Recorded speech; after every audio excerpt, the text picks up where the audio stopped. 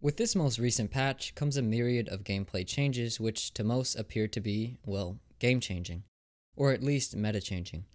For competitive players and coaches, the out-and-out most impactful changes on surface are those to Wamai and Jager losing their shield and relative strength of gadget respectively. Reason being, these two gadgets have quickly become the true fulcrum of a majority of defenses. With this, attacking teams, while still semi-restricted in terms of lineup, have a bit more flexibility and leeway in terms of operator choice. Now, it really isn't a must to work both Ashe and Zofia into every attacker lineup, even though I don't think that their pick rates will be vastly different from seasons previous. On the defensive side, you now have to be a bit more creative and can't entirely rely on simply bunkering behind a shield all round and running away once attackers clear it, even though we're still going to see this pretty damn often, so don't get too excited.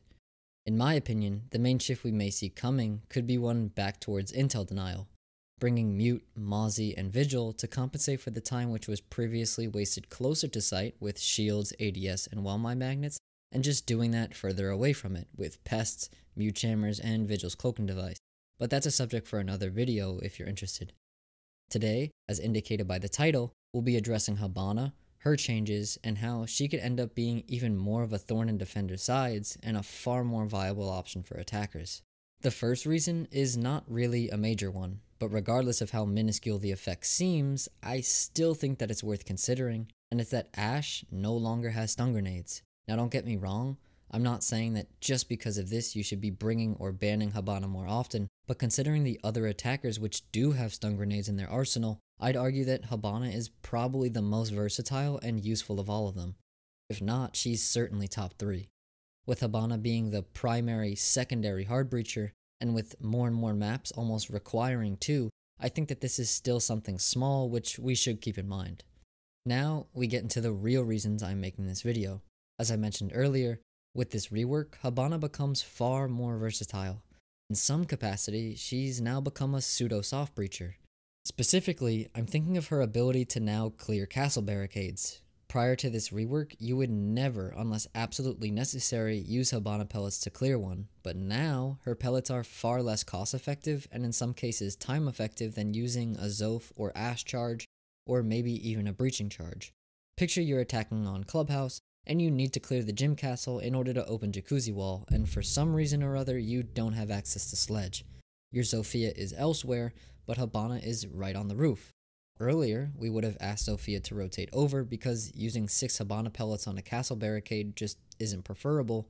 Now, with the choice of only shooting 2, this is no longer an issue. The same with, say, clearing an SSG style roam where the bar area is castled off.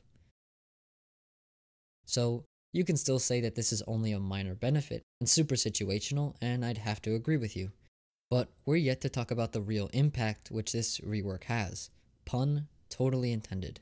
Yes, I'm talking about how Hibana now really lowers the effectiveness of impact tricking. In order to impact trick all of Hibana's pellets, a defense would now have to run impacts on all 5 operators, which obviously isn't recommended, but is also just entirely impractical because you can't have all your defenders in the exact same area of the map.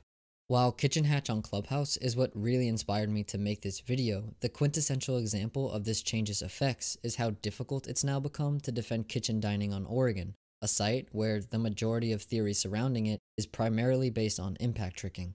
While some teams have adopted the idea of rotating impact trickers in and out of this area, that now will only work for so long, and the worst part is, it doesn't require the attackers to use any of their other hard breach except Hibana.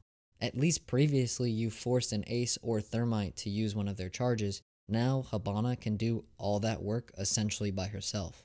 Overall, I'm pretty excited for what's to come in competitive Siege with this most recent patch. The changes are ample enough to make teams reconsider how they do certain things, but at the same time, not radical enough to the point where you have to throw your whole strat book away and start from the ground up. While the defender changes are certainly the highlight, what most excites me is the flexibility which those changes allow on the attacker side of the board. If you'd like to see a full video discussing this more in detail, let me know in the comment section below.